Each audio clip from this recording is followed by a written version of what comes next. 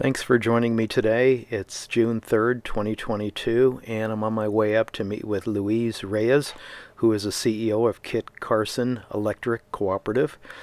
So this is a dedication that will happen later today with dignitaries from the state, including the governor, the congresswoman, and numerous other local representatives. And they're dedicating a new solar array that's located on 170 acres next to the Taos landfill, which is up about 5 miles on a kind of nasty dirt road and about 10 miles from the city of Taos. So the array consists of 43,680 solar panels, each with a 450 watt capacity. But they're bidirectional solar panels, and they're on a tracking system that is solar powered to follow the sun. They produce approximately 15 megawatts of power, and any excess that's produced is stored in the on-site Tesla Megapacks, of which they have 10 at 1.25 megawatts. Once the array is connected to the grid, that will give a total energy footprint of 41 megawatts of distributed solar throughout their service territory, plus 15 megawatts of accompanying battery storage. Formed in 1944, Kit Carson is a member-owned electric distribution cooperative in northern New Mexico and is the second largest cooperative in the state. Kit Carson is one of 16 electric cooperatives that serve rural New Mexico communities, serving nearly 30,000 members in Taos, Colfax, and Rio Arriba counties. I hope you enjoy the visit I had. I'm sorry for the wind noise, as my wind socks did not arrive with me to the interview. So once again, this is a beautiful day in Taos, New Mexico. Here with Luis Reyes. He's the CEO of Kit Carson Electric Cooperative, which is, how long has it been around? Since the 40s? Since 1944. And what was it, 6 years ago, you went ahead and decided you want to put in a new solar farm, but you had to get out of your old contract with Tri-State, correct? So we only had a 5% cap starting for the amount of solar that you could actually produce. Solar we could produce. We talked to Tri-State several times between 2002 and 2014 to increase it from 5 to 10, maybe 15, just give us some incremental growth. We were voted down basically 43-1 every time we asked that. So in 2014, we decided to exit our contract. Also during that time, our rates went up about 100%. So we said, the rates are getting unaffordable from our wholesaler, and they're limiting us to only 5% renewable energy. So in 2016, we bought out of our contract with Tri-State and signed a contract with Guzman Energy, which basically said in our contract, do as much solar as you can. And they also lowered our rates. I think at the time they said that, they didn't think we were thinking 100%. And so in 2016, we met with our membership and then met with several groups to see if we could actually build a 100% solar fleet using local labor, local financing, everything local, and make sure that we were still right on track, and that's what our members wanted. They gave us kind of the thumbs up, and here 6 years later, we've accomplished our goal of 100% daytime solar. But in addition to that, we've added about 16 megawatts of Tesla storage. Let's walk by the store. This is the storage right up here, correct? Storage is right in front of us. And so if you see the Tesla Megapacks, there's 10 of them right there. Turn it around. Each Megapack is 1.25 megawatts. And so we'll be putting these in service. I still need a little bit of testing on these units, these software-based. We have the ability also to potentially sell into the energy imbalance market. So besides helping locally with energy supply, in the future we can actually sell energy, sell capacity to the market. And anything we get basically stabilizes our members' rates. Let's go over what you have here. How many panels, how many kilowatts, megawatts? So this This is called the Taos Mesa Energy Center. We have 15.2 megawatts of PV solar. They're bifacial panels. Yeah, I was noticing that. They're, what, about 450 watts each? 450 watts. They basically, we get an extra, I would say 10% with the reflection from the ground. Backside. There's about 44,000 panels. We are studying agrivoltaics. Okay. To see if that makes sense.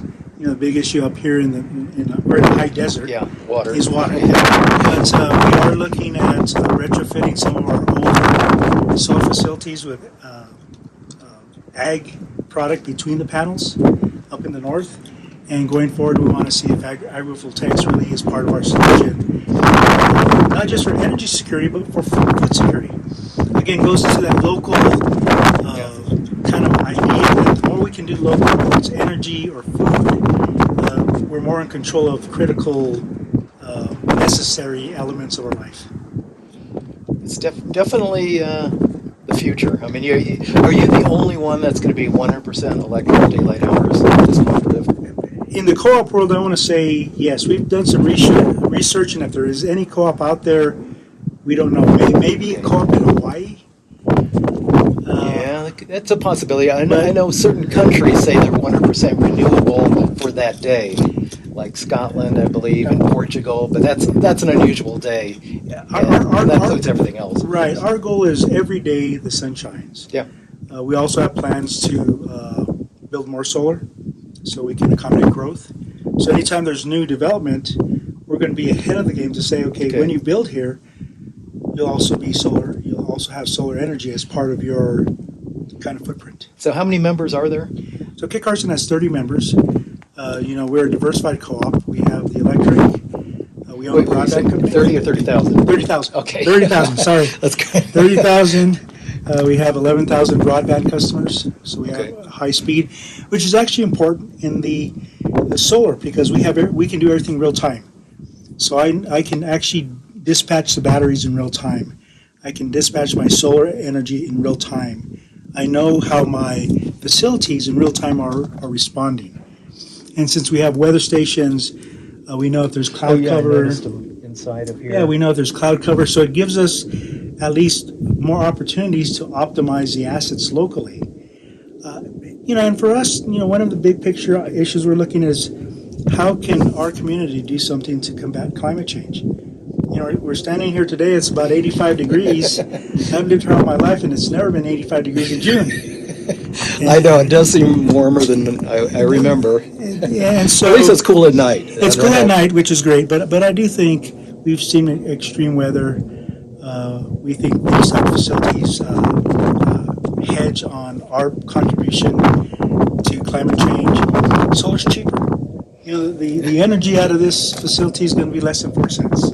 That's outrageous. And I'm really cheap. I'm paying 10 times as much. Yeah, and if we bought coal today from 200 miles away, we're paying 5.5, 6 cents. So we're eliminating transmission. It's local. It's owned by the members. Yeah, you've got a lot of pluses. There's a lot more pluses. Yeah. I mean, it's like a no-brainer. What can I say? I mean, but there's too much else going on. I mean, it's crazy to me that I guess a lot more. I guess you're going to prove everybody wrong, and that a local company can produce its own electricity and do everything needed for the local area, kind of like a local farmer. Right. Make growing. He doesn't have to transport it long distances. Everything's made right here. And since it's owned by the members have a say in our future power supply. Yeah, well, I'm going to the meeting. Okay, that's great. That's great. Because I do have 3 meters. Yeah. So I mean, we actually what we want to do is create a model. Yeah. For those communities who really think the same as we do, that protecting the environment, local energy. Then here's a model that you just have to replicate and maybe tailor to your own local conditions. Yeah. If you don't want to, that's fine. But we think this is the future. And at least in the West states, when lawmakers and regulators are closing down coal plants, gas plants, this puts us in a better position to have a daytime resource. Now I have a lot of time to figure out what my nighttime renewable resources will be. Yeah, are you going to be able to expand the battery from maybe doing 100% of the time?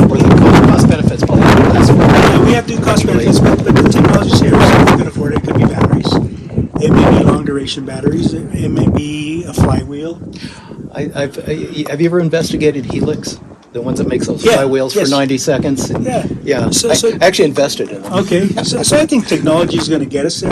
Yeah. I think we just have to be patient, but with at least our co-op, we'll have a lot of experience in renewable energy and how to do, integrate it into the system. This is only one of 20. We actually have 20. Everything's, from let's say a 50 kW unit Okay. to a 15 megawatt unit. Oh, you have one out near Los Ranchos, or Rancho de Taos when you come in? Yes. Yeah. That's a UNM Taos. That's a half Okay. megawatt that serves the college. We have several 1.5 megawatt arrays, and we have several 2 megawatt arrays. Okay. And so we've scaled up from small That was the T to thing. medium, Yeah. now to large, and now we have batteries. So, we've actually been in, I would say, the solar integration distribution business since 2005. So you still have room here to expand further, right? When In we this when we in did this this, setting? yeah, when we Yeah. did this project, we got an option to go, I guess, north Okay. about 100 acres, and this is 170 acres, so we could probably put another 8 or 9 megawatts, which would give us 24, 25 megawatts here. Now, does this power get pushed up to the Ski Valley? Do they get from you, or they have their own up there? No, this will go to a big power station that serves all of Taos and Taos Ski Valley. Okay. So the whole idea is we'll supply the energy. It's clean energy. My hope is then the community will market it. I think the other thing our project brings is equity. Doesn't matter who you are. You're going to get solar energy. Money talks. Well, if exactly. people can save money, that's number one in everybody's mind. And I think there's a lot of folks in the United States, a lot of folks in northern New Mexico that want solar but just didn't have the money to put it on the rooftop. Right. Right. We've got to level the playing field. If you're a member of Carson Electric, you're going to get solar whether you like it or not, and you're going to get all the same price. And you don't have to pay to have it installed. And you don't have to pay. You don't have to maintain it. We'll take care of all that, and then when the sun doesn't shine, we'll back that up. Win-win for everyone. Yeah, I think there's more pluses. You have 100 pluses, and sure, there may be some negatives out there. People will demonstrate those or show those to me, and that's fine. We know it doesn't. The sun doesn't work at night. We know it doesn't work. It works on the cloudy other days. side of the world. Yeah. So knowing that, Yeah. then we just have to be innovative how we deploy that next generation of non-solar time energy. So as you turn it on, you're going to be testing, I guess you already have a figure about how much each day uses depending on temperature, cloud cover, and Right. everything else. So you'll be fine-tuning it over, the next month or so? Yeah, we'll be fine-tuning. We'll be programming it to make sure that everything's automatic. But yeah, once it's done, this is going to be a state-of-the-art facility in north central New Mexico. You know what I noticed? That also you have one little panel, like down, maybe halfway down, and that operates the motor. That's right. So solar powered motors that operate the arrays, That's right. The motor that operates the whole tracking system. tracking. So right now, these would be facing for what, morning? These would be facing for evening. Oh, these would be evening. Okay, so then they'll follow the day. And They'll then- follow the day, so they'll face east. Okay. Sun comes up. They'll Okay. follow. So we're facing west out west, that way. and then at nighttime they reset themselves for the next day. Okay, so they're all ready to go. Yeah. When the wind is blowing at a certain temperature, and I forgot what it is, 40 miles, they go to stow where they just lay flat. Okay. So again, everything is automated. So you lose what, maybe 15% maybe of the whole day? 15%, but now we have batteries. Yeah. So if we really need it on a peak day, Yeah. then I have 12 megawatts of batteries. I can offset a windy days or cloudy day production. And the batteries will extend you into the evening on the days that you Yes. have the excess power stored in the batteries here. That's correct. 12.5 megawatts here. 12 and a half megawatts here. And again, if you look at them, there are 10 of them, probably on a footprint of about 40 feet wide by 100 feet. So in, 4,000 square feet, you have 12 megawatts. The size of a large mansion. Exactly. Or a mini mansion, okay? Yeah, I mean, just think of it in Let's take it terms up. of a substation. Can they actually stack these if they wanted to go higher, or would it be worth it? I'm just curious. We have a lot of room out here. These so. things are about 70,000 pounds. Okay, stacking them is probably, inside there's a lot of electronics. Yeah, well, down here you got loads of room anyway. We have land to give away, basically. Yeah. Okay, well, I think we've covered most of it. What else would there be? So, I mean, you just take a shot of how, I mean, it fits into the. Did you see how it fits into our profile with the Taos Mountain in the background? Solar rays. Whoa.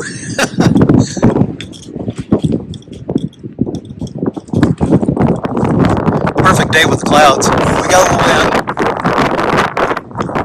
There's the Kit Carson electric Tesla right there. And we came up, how far is that road? About 5-6 miles? 5 or 6 miles an hour. Nasty. Look at this.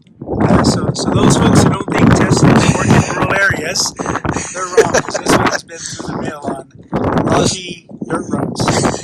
And you've had it, what, up and down for the last year, right? Oh yeah, I come in and inspect about every 2 weeks. Okay. And so it knows its way here already. And it's not broken, it runs perfect. Can you do self-driving up here on the dirt road? Probably not. Probably not. I don't think it's mapped out. A line. Okay, well I guess that's it. Thanks a lot.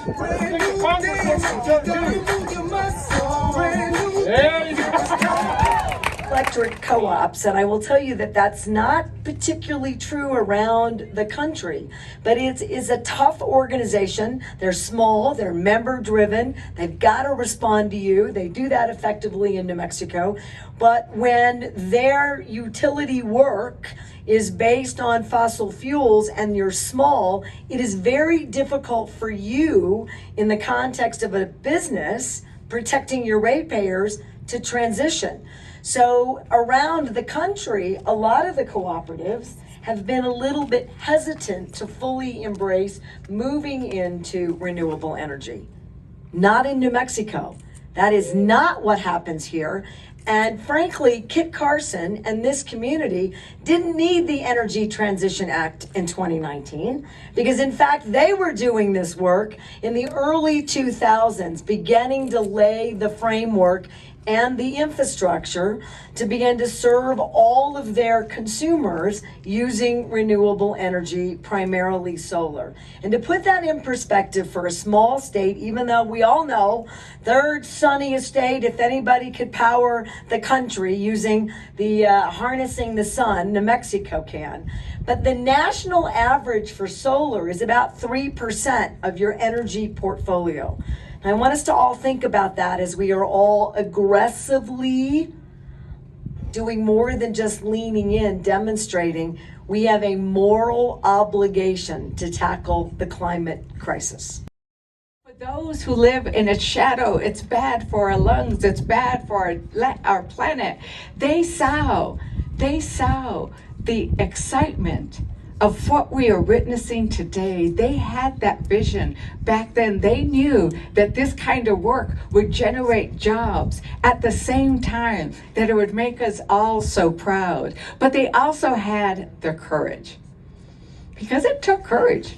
It took courage to make that decision to be energy independent so they could decide on what kind of energy they needed. So thank you for your vision and courage, Kit Carson. Folks right behind the governor here. We can please get in here. Somebody up, put your hands on here, guys. There's plenty of room. Chris, Senator. Lean in. Right here, everybody lean in. Lean in. Okay. Ready? On the count of 3. 1, 2, 3. Governor. Thank you, Governor.